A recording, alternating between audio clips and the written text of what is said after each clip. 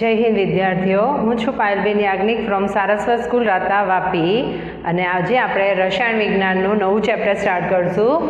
Chapter number 4 કે જેનું નામ છે રાસાયણિક બંધન અને આણ્વીય રચના. ચલો, આ ચેપ્ટર એવું છે જેની અંદરથી કોઈ પણ પોર્શન કાઢી નથી નાખવામાં આવ્યો, એટલે આપણે આખું ચેપ્ટર જોઈશું. ચેપ્ટરની અંદર શું છે જોઈએ તે પહેલાં જે બોર્ડની ગાઈડલાઇન છે એ પ્રમાણે આ ચેપ્ટર 9 માર્ક્સનું છે, તમારી બુકમાં લખી દેજો. તો એની અંદરથી જે ઓબ્જેક્ટિવ ટાઈપનો ક્વેશ્ચન હોય છે એ એક આવશે, 3 માર્ક્સના જે સવાલ હોય છે એમાંથી એક ક્વેશ્ચન આવશે અને 5 માર્કનો જે સેક્શન હોય છે એમાં તમને વૈકલ્પિક પ્રશ્ન મળશે 5 માર્કનો. એટલે એમાં 2 સવાલ પૂછ્યા હશે, એમાંથી તમારે એકનો જવાબ લખવાનો હશે, એટલે ટોટલ શું થશે 9 માર્ક્સ. ચલો હવે ચેપ્ટર સ્ટાર્ટ કરીએ. ચેપ્ટરનું નામ છે રાસાયણિક બંધન અને આણ્વીય રચના. એટલે આ ચેપ્ટરને જો હું કહું તો 2 પાર્ટમાં આપણે ડિવાઈડ કરી શકીએ. આગળનો પોર્શન છે એને આખું રાસાયણિક બંધન વિશે જોઈશું અને એનો જ ઉપયોગ કરીને પાછળ આપણે એની આણ્વીય રચના જોઈશું. ચલો, તો રાસાયણિક બંધન શું છે તે જોઈએ પહેલાં. તો એનું ઇંગ્લિશ નામ થશે કેમિકલ બોન્ડિંગ. એટલે આપણે આની અંદર ઘટક કણો એકબીજા સાથે જે આકર્ષણ બળથી એકબીજા સાથે જોડાયેલા છે એ બળ વિશેનો અભ્યાસ કરવાનો હશે. તો સ્ટાર્ટિંગમાં તમને એ જ બધું સમજાવ્યું છે. જુઓ, તો કોઈ પણ દ્રવ્ય એક અથવા જુદા જુદા પ્રકારના તત્વોનું બનેલું હશે.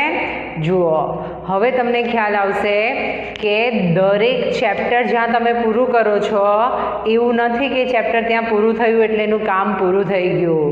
એ જ ચેપ્ટરમાં આવતી અમુક વસ્તુ તમારે આગળના ચેપ્ટરમાં પણ યુઝ કરવાની હશે. તો અત્યાર સુધી 3 ચેપ્ટર જોઈ ગયા, એ 3 ચેપ્ટરમાંથી કંઈક ને કંઈક તમારું આ ચેપ્ટરમાં આવશે. જુઓ, તો શરૂઆત દ્રવ્યથી થઈ, તો આપણે રસાયણ વિજ્ઞાન ભણવાનું ચાલુ કર્યું હતું તો પણ દ્રવ્યથી જ કર્યું હતું. તો આ દ્રવ્ય વિશે આવ્યું. એના પછી પિરિયોડિક ટેબલમાં આપણે સમૂહ જોઈ ગયા, તો એમાં તમને એને રિલેટેડ માહિતી આપી છે. સામાન્ય પરિસ્થિતિમાં જે ઉમદા વાયુ હોય છે એ ઉમદા વાયુઓ જેવા છે જે કુદરતમાં મુક્ત સ્વરૂપે મળી આવે સ્વતંત્ર રીતે, બાકીના સ્વતંત્ર રીતે અસ્તિત્વ ધરાવતા નથી.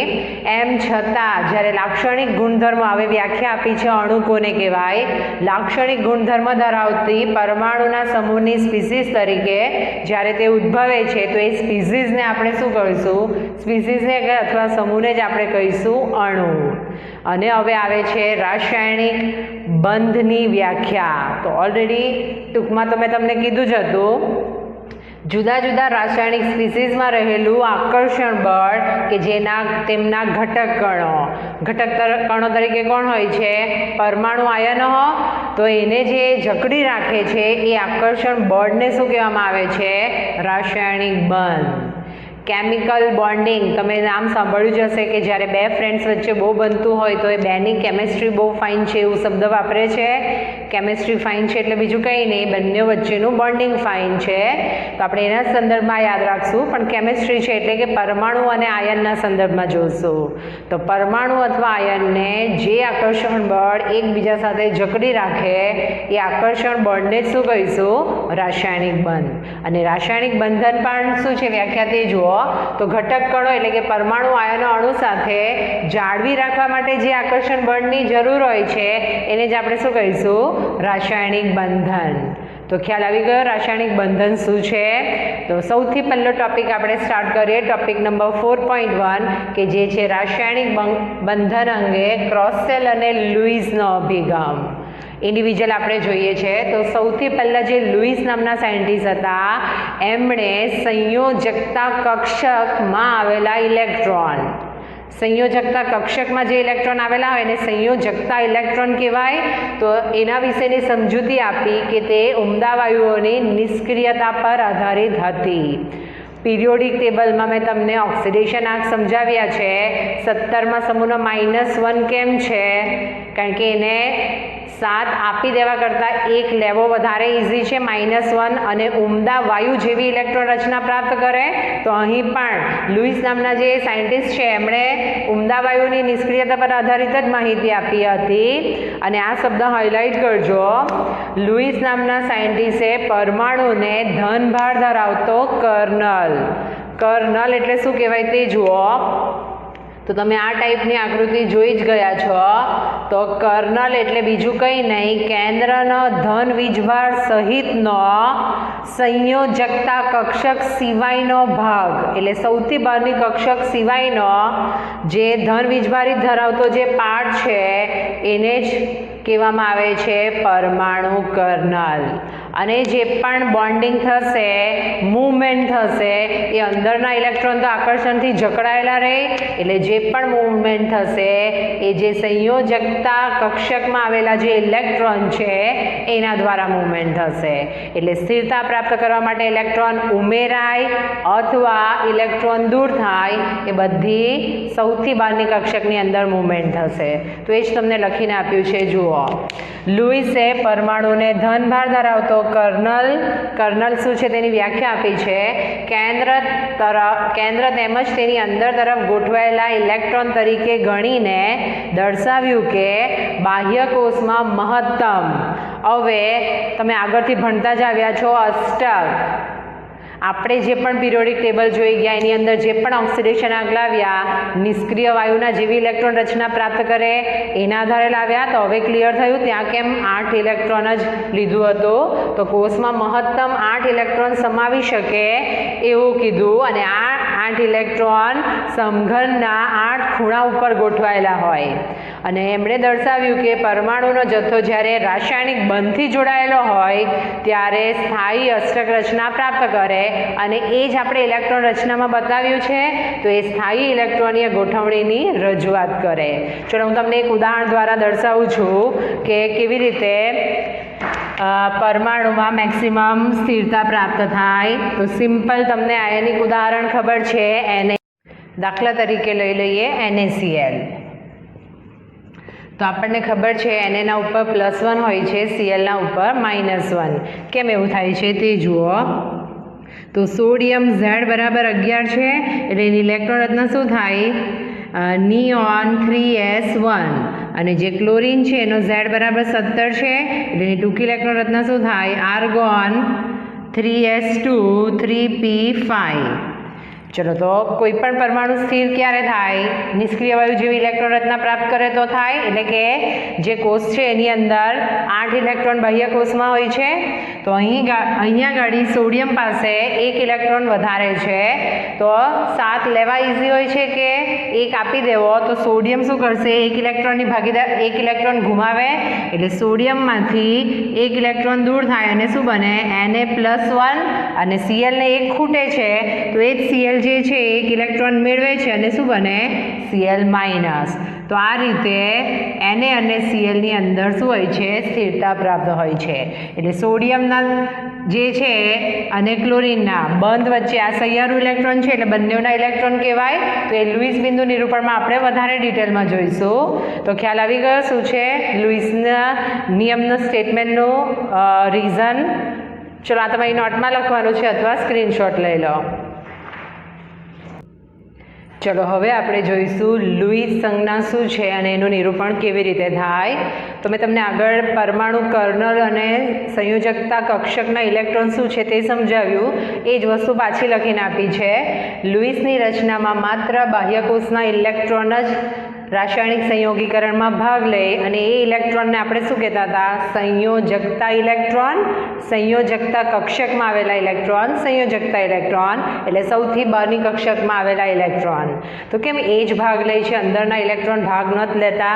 તો એ ઓલરેડી આપણે જોઈ ગયા છે કે અંદરના ઇલેક્ટ્રોન તો ખૂબ જ રક્ષિત થયેલા હોય, એટલે રાસાયણિક સંયોગીકરણમાં શું છે?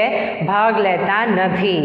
અને જે લુઈસ નામના સાયન્ટિસ્ટ છે એમણે પરમાણુમાં જે સંયોજકતા ઇલેક્ટ્રોન છે એને દર્શાવવા માટે સાદા સંકેતો દાખલ કર્યા, એને જ આપણે કહીશું લુઈસ સંજ્ઞા. એટલે આ ચેપ્ટરની અંદર હવે પછી તમે સહસંયોજક બંધ, ધાત્વીય બંધ, એવા ઘણા બંધ વિશે ભણશો. એનો મેઇન પાયો અહીંયાથી સ્ટાર્ટ થાય છે. અને એમ પણ આટલા ચેપ્ટર ચાલ્યા એટલે તમને ખ્યાલ આવી ગયો હશે. ફર્સ્ટ ડેથી હું તમને કહેતી હતી કે તત્વો, એનો પરમાણુ ક્રમાંક, પરમાણ્વીય ભાર તમારો પીછો છોડવાના નથી. તો જુઓ, એક પણ ચેપ્ટર એવું નથી આવ્યું જેમાં આપણે તત્વોના વિશે કોઈ માહિતી ના લીધી હોય ને જોડાઈને જ રસાયણ વિજ્ઞાન બનાવે છે. તો આજે પણ આપણે જે બંધ વિશે ભણશું, સહસંયોજક બંધ, એનો પાયો કહેવાય તો એ લુઈસ સંજ્ઞાનું નિરૂપણ છે. હું તમને 1 થી 10 સુધીના તત્વોના લુઈસ સંજ્ઞાનું નિરૂપણ સમજાવું છું, એ પહેલાં સમજી લો. ત્યારબાદ તમારા હોમવર્કમાં હું તમને એના પછીના તત્વોનું પણ નિરૂપણ કરવા આપીશ, અને આ નિરૂપણ તમને આવડશે તો જ તમને બંધનું નિર્માણ કેવી રીતે થાય છે અને એના આધારે નિયમની ભાર કેવી રીતે ગણાય તે આવડશે. ચલો, તો અહીંયા મેં કેટલાક ખાના બનાવ્યા છે. તમારી બુકમાં આ રીતનું નથી આપ્યું, ઇન્ડિવિજ્યુઅલ આપ્યું છે. તો પહેલાં મેં લઈ લીધું છે ઝેડ. પછી એ ઝેડ કયા તત્વનો છે? ઇલેક્ટ્રોન રચના. જરૂર નથી, પણ ઇલેક્ટ્રોન રચના જો તમને ખબર હોય તો તમે લુઈસ બિંદુ નિરૂપણ ઇઝીલી કરી શકો. પછી મેં લખ્યા છે સંયોજકતા ઇલેક્ટ્રોન, અને લાસ્ટ લખ્યું છે લુઈસ બિંદુ નિરૂપણ. તો આપણે સ્ટાર્ટિંગમાં 1 થી 10 સુધીના જે તત્વો છે એનું લુઈસ બિંદુ નિરૂપણ જોઈશું. પહેલાં જોઈ લો. પહેલાં હું 1 થી 10 પરમાણુ ક્રમાંક લખી કાઢું છું, અને મેં તમને શીખવાડ્યું છે 1 થી 10 તત્વો કયા છે. તો પહેલાં છે hydrogen, helium, lithium, beryllium, boron, carbon, nitrogen, oxygen, fluorine અને નિયોન. ચલો, તો એનું લુઈસ બિંદુ નિરૂપણ કરીએ તો ઇલેક્ટ્રોન રચના જુઓ.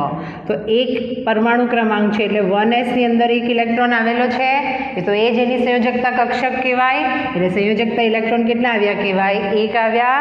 તો જ્યારે લુઈસ બિંદુ દ્વારા એનું નિરૂપણ કરવું હોય તો હાઇડ્રોજન લખાય, અને હાઇડ્રોજનની આજુબાજુ 4 જગ્યા છે. કઈ 4 જગ્યા?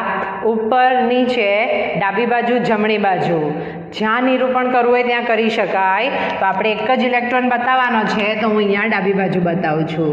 તમે એને આ રીતે પણ લખી શકો, તમે એને આ રીતે પણ લખી શકો, તમે એને આ રીતે પણ લખી શકો. આ બધાનું મિનિંગ શું થશે? સેમ. દાખલા તરીકે જ્યારે H અને Cl ભાગીદારી કરે તો આપણે એને આ રીતે લખીએ છીએ HCl, પણ જ્યારે H2O બનશે તો તમે પાછળથી જોશો એનો આકાર કોણીય છે, તો એનો એક એક ઇલેક્ટ્રોન આપણે આ રીતે બતાવશું. એટલે જેમ જરૂરી એની સાથે બીજું તત્વ કયું જોડાયેલું છે, એનો આકાર કયો છે, એના દ્વારા ડોટ અલગ અલગ જગ્યાએ મૂકશું. અત્યારે આપણે કોઈ બી એક જગ્યાએ દર્શાવી શકીએ. તો કેવી રીતે દર્શાવ્યું તે ખ્યાલ આવ્યો? માત્ર સંયોજકતા ઇલેક્ટ્રોન જ બતાવવાના છે. હજુ આગળના ઉદાહરણ જોશો એટલે વધારે ખ્યાલ આવે. ચલો, હિલિયમ. હિલિયમ એટલે એની ઇલેક્ટ્રોન રચના શું આવશે? 1s2. તો એ જ એની સંયોજકતા કક્ષક થઈ ગઈ, એટલે કેટલા ઇલેક્ટ્રોન આવ્યા કહેવાય? 2. તો એને નિરૂપણ કરવું હોય તો હિલિયમ લખી દીધું. હવે એની બંને સાથે પણ બતાવી શકો, એક ડાબી બાજુ, એક જમણી બાજુ, એક ઉપર, એક નીચે, એ રીતે નિરૂપણ કરી શકો. તો આ થઈ ગયું હિલિયમની અંદર લુઈસ બિંદુ નિરૂપણ. ચલો આગળ જાઓ. લિથિયમ. એની ઇલેક્ટ્રોન રચના શું આવશે? 1s2 2s1 આવશે. હવે મને કહો સંયોજકતા કક્ષક કઈ આવી કહેવાય? તો આજે સૌથી બહારની કક્ષક કે જે n બરાબર 2 છે એને શું કહેવાય? સંયોજકતા કક્ષક કહેવાય. તો એ હશે 1 ઇલેક્ટ્રોન. સંયોજકતા કક્ષક. હવે ખ્યાલ આવ્યો મેં કેમ આ ખાનું અંદર એક્સ્ટ્રા એડ કર્યું? ભૂલમાં આગળના ઇલેક્ટ્રોન એડ ના થઈ જાય. ચલો, તો એનું નિરૂપણ હું કરું છું તે જુઓ. તો આપણે જે પરમાણુ છે તે બતાવી દીધો, એની આજુબાજુ એક જ ઇલેક્ટ્રોન બતાવવાનો છે, એટલે એને આપણે આ રીતે બતાવી દઈએ. ખ્યાલ આવે છે? હવે તમે જે યુનિટ ટેસ્ટની એક્ઝામ આપી છે એની અંદર ઇલેક્ટ્રોન રચનાને લગતા એક સવાલ હતો. એની અંદર સ્ટુડન્ટ્સ, તમે લોકોએ કોઈક સ્ટુડન્ટે ભૂલ કરી છે. કઈ ભૂલ કરી તે જુઓ. તમને પૂછ્યું હતું ક્રોમિયમની ઇલેક્ટ્રોન રચના લખો, તો બધા સ્ટુડન્ટે લખ્યું છે, મોટાભાગના સ્ટુડન્ટે લખ્યું છે 4s1 3d5. તો આમાં તમે કેટલા ઇલેક્ટ્રોન બતાવ્યા કહેવાય? 6 જ ઇલેક્ટ્રોન બતાવ્યા કહેવાય. ક્રોમિયમ એટલે તો 24 છે, એટલે તમારે શું લખવું પડે? Argon 4s1 3d5. તો આર્ગોનના 18 + 1 + 5 થાય. એટલે જો તમે ટૂંકી ઇલેક્ટ્રોન રચના લખતા હોય તો અહીંયા શું લખાય? Helium 2s1. એટલે જ્યાં પણ ઇલેક્ટ્રોન રચના દર્શાવો, ટૂંકી ઇલેક્ટ્રોન રચના દર્શાવો, તો આગળ નિષ્ક્રિય વાયુ લખવાનું ભૂલવાનું નહીં. યાદ રહેશે? તો આ રીતે તમે લિથિયમ બતાવી શકો. ચલો આગળ જાઓ. બેરિલિયમ. બેરિલિયમ એટલે શું આવશે? 1s2 2s2 આવવાના. એટલે એની સંયોજકતા કક્ષક કઈ કહેવાય? 2s કહેવાય. એમાં કેટલા ઇલેક્ટ્રોન આવ્યા કહેવાય? 2. અને એનું નિરૂપણ કરવું હોય તો બેરિલિયમ બતાવાય. હવે આમાં પણ તમારી પાસે ઓપ્શન છે, બંને એક જ બાજુ બતાવો, બંને બાજુ એક એક બતાવો. તો એની સાથે બીજું કયું તત્વ જોડાશે એના આધારે આપણે એનું નિરૂપણ કરીએ. તો એને આ રીતે દર્શાવીએ, BeCl2 બને એટલે Be બે Cl સાથે, અને તમે એનો આકાર જોશો રેખીય, એટલે મેં આ રીતે નિરૂપણ કર્યું છે. ચલો આગળ જાઓ. બોરોન. હવે ઇલેક્ટ્રોન રચના શું આવશે? 1s2 2s2 2p1. તો સંયોજકતા કક્ષક, સૌથી બહારની કક્ષક એટલે બંને સંયોજકતા કક્ષક કહેવાય. એમાં કેટલા ઇલેક્ટ્રોન આવ્યા કહેવાય? 3 આવ્યા કહેવાય. એટલે જ્યારે તમારે બોરોનનું નિરૂપણ કરવું હોય તો પહેલાં બોરોન લખી દીધો અને એના 3 ઇલેક્ટ્રોન. તો એ તમે 2 અને 1 પણ દર્શાવી શકો, પણ જનરલી એ જે સંયોજનો બનાવશે BeCl3 એ રીતના, તો એક એક ઇલેક્ટ્રોનની ભાગીદારી કરશે. આગળનો પોર્શન ચાલે એટલે તમને ખ્યાલ આવી જ જશે. અત્યારે આપણે એને આ રીતે દર્શાવીએ. ચલો આગળ જાઓ. કાર્બન. હવે એક એક ઇલેક્ટ્રોન વધશે. 1s2 2s2 2p2. હવે એની સંયોજકતા કક્ષક કઈ આવી કહેવાય? 2s2 2p2 આવી કહેવાય. એટલે એમાં કેટલા ઇલેક્ટ્રોન આવ્યા? 4. ચલો તો એનું નિરૂપણ કરીએ. તો કાર્બન બતાવી દીધો. હવે CH4 બનાવે તો એક એક હાઇડ્રોજન સાથે એક એક ઇલેક્ટ્રોનની ભાગીદારી કરવાનો. તો એ આ રીતનું ઇલેક્ટ્રોન આવવાનું. પણ તમે આલ્કીન ભણીને આવ્યા છો, કાર્બન કાર્બન વચ્ચે ડબલ બોન્ડ હોય છે, તો એ જ્યારે ભાગીદારી કરશે ત્યારે એનું નિરૂપણ આપણે 2 આ બાજુ ને 2 આ બાજુ આ રીતે બતાવાય. એટલે એની સાથે બીજું તત્વ કયું જોડાયેલું છે અને અષ્ટક રચના પૂર્ણ કરવા કેટલાની ભાગીદારી કરે એના આધારે ડોટ બદલાશે. અત્યારે આપણે એને આ રીતે લખીએ. ચલો આગળ જાઓ. નાઇટ્રોજન. 1s2 2s2 2p3. એટલે અહીંયા આગળ ટોટલ કેટલા આવ્યા ઇલેક્ટ્રોન? 5 આવ્યા. તો એ 5 લખી દીધા નાઇટ્રોજન. હવે 5 ઇલેક્ટ્રોન છે ને 4 જગ્યા છે, તો કોઈ બી એક બાજુ ડબલ કરી દો. Single single. NH3 છે તો 3 જોડાશે ને એક અયુગ્મિત ઇલેક્ટ્રોન યુગ્મની પેર રહે. નાઇટ્રોજન નાઇટ્રોજન જોડાય તો 3 એક બાજુ બતાવવા પડે. તો એ રીતે નિરૂપણ કરશું. ચલો આગળ જાઓ. ઓક્સિજન. શું લખાય? 1s2 2s2 2p4. એની સૌથી બહારની કક્ષક કઈ આવી કહેવાય? 2s2 2p4 કહેવાય. એમાં કેટલા ઇલેક્ટ્રોન આવ્યા કહેવાય? 6. તો લુઈસ બિંદુ નિરૂપણમાં આપણે એનું જ નિરૂપણ કરવાનું છે. એટલે ઓક્સિજન લખી દીધા. 6 ઇલેક્ટ્રોન છે ને 4 જગ્યા છે, એટલે જનરલી 2 ઇલેક્ટ્રોન આપણે આ રીતે દર્શાવીએ છીએ. ચલો આગળ જાઓ. ફ્લોરિન. ફ્લોરિન ઇલેક્ટ્રોન રચના આવશે 1s2 2s2 2p5. તમે ટૂંકી ઇલેક્ટ્રોન રચના પણ લખી શકો. તો એની સંયોજકતા કક્ષક કઈ આવી? 2s2 2p5. એટલે એમાં કેટલા ઇલેક્ટ્રોન આવ્યા કહેવાય? 7. તો જ્યારે પણ આપણે ફ્લોરિન લખશું તો ફ્લોરિન લખીએ છીએ 4 જગ્યા અને 7 ઇલેક્ટ્રોન છે. -1 હોય એટલે એકને છૂટો રાખીએ એટલે બાકીના સાથે ભાગીદારી કરે. તો એના 2 ટપકા આપણે આ રીતે બતાવીએ. 2 ને 2 4 ને 2 6 અને એકને આ બાજુ રાખીએ એટલે ભાગીદારી કરીને સહસંયોજક બંધ બનાવે. અને લાસ્ટ જુઓ નિયોન. તો એની ઇલેક્ટ્રોન રચના શું આવશે? 1s2 2s2 2p6. એટલે આની અંદર તો અષ્ટક રચના પૂર્ણ છે. કેટલા ઇલેક્ટ્રોન આવ્યા કહેવાય? 8 આવ્યા કહેવાય. એટલે જ્યારે પણ નિયોન લખો 4 જગ્યા છે ને 8 ઇલેક્ટ્રોન છે, તો આપણે બંને 2-2ની પેર બતાવી દઈએ. એટલે મેં લુઈસ બિંદુ નિરૂપણ કેવી રીતે કર્યું તે ખ્યાલ આવ્યો. તો એના માટે સૌથી પહેલાં ઇલેક્ટ્રોન રચનાનું નોલેજ હોવું જોઈએ. એની અંદર સંયોજકતા ઇલેક્ટ્રોન કેટલા છે એ ખબર હોવા જોઈએ, અને પછી એનું નિરૂપણ.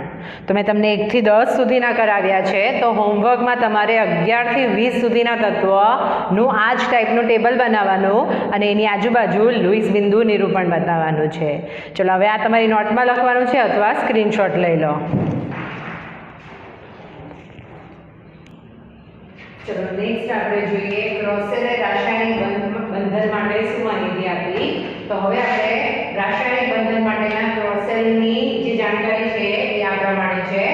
તો આવર્ત કોષ્ટકમાં ખૂબ જ ઊંચા વિદ્યુત ઋણવાળા કોણ છે? હાઇડ્રોજન. અને સૌથી વધુ ઊંચા વિદ્યુત ધન તો એ કોણ છે? આલ્કલી ધાતુ છે. તેમને ઊંડા ધાતુથી ઊંડા ધાતુથી શું કરેલા છે? અલગ કરેલા છે. અને એ જ હાઇડ્રોજન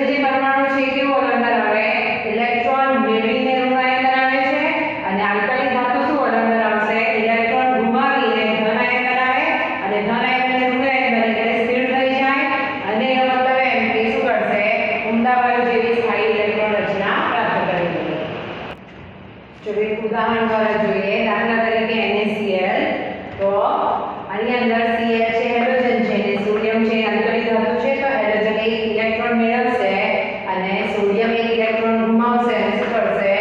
ઊંડા વાયુ જેવી સ્થાયી ઇલેક્ટ્રોન રચના પ્રાપ્ત કરે. કેવી રીતે તે જુઓ. તો આપણને ખબર છે સોડિયમ Z બરાબર 11 છે, એટલે ઇલેક્ટ્રોન રચના શું થશે? Neon 3s1. તો જ્યારે સોડિયમમાંથી એક ઇલેક્ટ્રોન દૂર થાય એટલે બને Na+1. તો અહીંયા આગળ હતું નિયોન 3s1, એમાંથી નિયોન લઈ જવાનું માટે એક ઇલેક્ટ્રોન નીકળી ગયો છે, તો થઈ ગઈ ઊંડા ધાતુ જેવી ઊંડા વાયુ જેવી ઇલેક્ટ્રોન રચના. એની સામે જ્યારે Cl લેશો તો એનો Z બરાબર 17 છે, એટલે ઇલેક્ટ્રોન રચના શું હશે પૂરતી? Neon 3s2 3p5. તેની અંદર ક્લોરીન એક ઇલેક્ટ્રોન મેળવે છે એટલે શું થશે? Cl plus electron gives Cl minus, એટલે Z બરાબર 17 હતું અને અહીંયા 18 ઇલેક્ટ્રોન થઈ ગયું, એટલે કોના જેવી ઇલેક્ટ્રોન રચના થશે? આર્ગોન જેવી ઇલેક્ટ્રોન રચના થઈ જશે. તો આ રીતે તમે સ્થિર જે સ્થાયી ઊંડા વાયુ જેવી રચના છે એ દર્શાવી શકો. નેક્સ્ટ જુઓ. તો ધન આયન અને ઋણ આયન વચ્ચે જે સ્થિર વિદ્યુતીય આકર્ષણનો પરિણામ સ્વરૂપ જે બંધ રચાય છે એને જ આપણે કહીશું વિદ્યુત સંયોજક બંધ. અને વિદ્યુત સંયોજકતા એ આયન પર રહેલા એકમ વીજભારની સંખ્યા જેટલી હોય. એટલે આની અંદર Na+1 છે, તો એની સંયોજકતા કેટલી આવી કહેવાય? +1. Cl ના ઉપર શું આવ્યું? -1. તો એની સંયોજકતા કેટલી આવી કહેવાય? -1. તો આ હતો ક્રોસેલના અભિગમના મુદ્દાઓ. ચલો તમે નોટમાં લખવાનું છે અથવા સ્ક્રીનશોટ લઈ લો. તો આપણો ક્રોસેલ લુઈસ અભિગમ પત્યો છે અને લુઈસ બિંદુ નિરૂપણ કેવી રીતે કરવાનું મેં તમને શીખવાડ્યું. તો એને આધારિત જે સ્વાધ્યાયના ક્વેશ્ચન છે, ક્વેશ્ચન નંબર 4.1, 4.2 અને 4.3 એ તમને આવડે એવું જ છે. લુઈસ બિંદુ નિરૂપણ જ પૂછ્યું છે, તો એ તમારે